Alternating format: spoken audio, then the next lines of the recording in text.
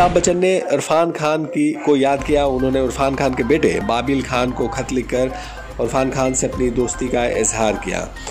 वाज़ह रहे कि 29 अप्रैल 2020 में इरफान खान की मौत हो गई थी। इरफान खान ने अमिताभ बच्चन के साथ 2015 में पीको नाम से एक फिल्म बनाई थी। इसमें दीपिका पादुकोण भी हीरोइन थी। महाराष्ट्र के वजीर आला उद्धव ठाकरे ने कहा कि उन्हें जान का खतरा है। उन्होंने नरेंद्र मोदी को चैलेंज करते हुए कहा कि उनमें दम है तो वो दाऊद इब्राहिम को मार कर दिखाएं।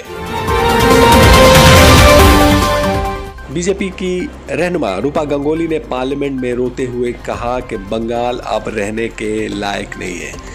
राज्यसभा में बीरभूम वाकये का जिक्र करते हुए उन्होंने ये बात कही और बात कहने के दौरान रो पड़ी।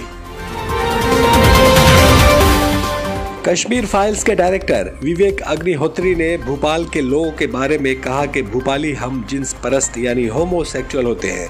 इस बयान पर वो बुरे फंस गए हैं। उन्होंने भोपाली का मतलब हम जिन्स परस्त करार दिया है। इस पर कांग्रेस के रहनुमा दिग्विजय सिंह ने कहा कि विवेक जी का ये अपना जाती राय हो सकता है, लेकिन भोपालियों की सोच ऐसी नहीं है। सरहदी इलाके में जब तक कशीदगी दूर नहीं हो जाती और चीन जब तक वहां से फोर्स हटा नहीं लेता, तब तक चीन के साथ ताल्लुकात आस्तवार नहीं हो सकते।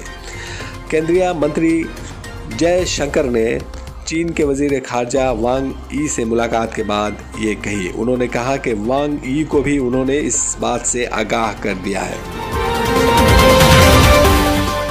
बीरभूम नरसंहार की जांच सीबीआई करेगी। कोलकाता हाईकोर्ट ने ये हिदायत दी। कोर्ट का कहना है कि इंक्वायरी के लिए एसआईटी का गठन किया गया, लेकिन इतने दिन हो गए इस मामले में कोई पेशरफ्त नहीं हुई।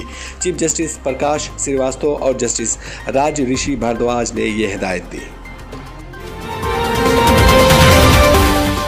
यूक्रेन के खिलाफ रूसी जंग ने महज़ब दुनिया की मुनाफिकत और मौका परस्ती को पूरी तरह आया कर दिया। अमेरिका और मगरिब ने जंग की सख्त मुखालफत की है, उसके खिलाफ भी, और मास्को पर सख्त तरीन इक़्तिसादी पाबंदी भी लगा दी है। ताहम रूस के खिलाफ मगरिब की ज़बरदस्त मुहाज़राई में एक मुल्क गैर मौजूद रहा और उसका नाम है इसराइल। इसराइल चूँकि यहूदी मुल्क है और यूक्रेन भी यहूदियों की आबादी है, लेकिन इस मामले में इसराइल खामोश है और गैर जानिबदार रहकर पूरे वाक़ये को देख रहा है।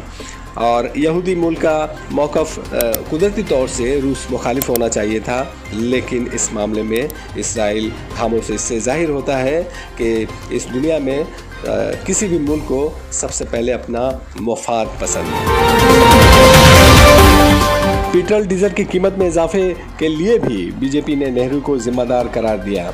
सीतारमन, मरकजी वजीर फाइनेंस सीतारमन का कहना है कि यूक्रेन जंग के कारण पेट्रोल डीजल की कीमत बढ़ती जा रही है, जबकि यूपी चुनाव के दौरान पेट्रोल डीजल की कीमत में किसी तरह का कोई इजाफा नहीं हुआ। चुनाव खत्म होते ही लगातार पेट्रोल डीजल की कीमत बढ़ती जा रही है। इस पर जब उनसे सवाल किया गया तो सीतारमन ने कहा कि नेहरू के ज़माने में जब जंग हुई थी तो नेहरू ने भी इसी तरह पेट्रोल डीजल की कीमत बढ़ाकर कहा था कि जंग के कारण पेट्रोल डीजल की कीमत बढ़ रही है आलमी मंडी में, इसलिए यहाँ भी बढ़ाना पड़ा। इसका हवाला देकर सीतारमन ने का कहना है कि इस यूक्रेन में भी जंग की वजह से यहाँ पेट्रोल डीजल की कीमत बढ़ती जा रही है, लेकिन उन्होंने ये नहीं बताया कि जब तक यूपी का चुनाव होता रहा तब तक क्यों नहीं पेट्रोल डीजल की कीमत बढ़ती रही। बीरभूम नरसंहार की जांच में सीबीआई से कराने पर तृणमूल कांग्रेस के नेता कुणाल घोष ने वेलकम किया है, लेकिन साथ में ये धमकी भी दी है कि सीबीआई का इस्तेमाल अगर सियासी मकसद के लिए हुआ तो इसके खिलाफ आंदोलन चलाया जाए।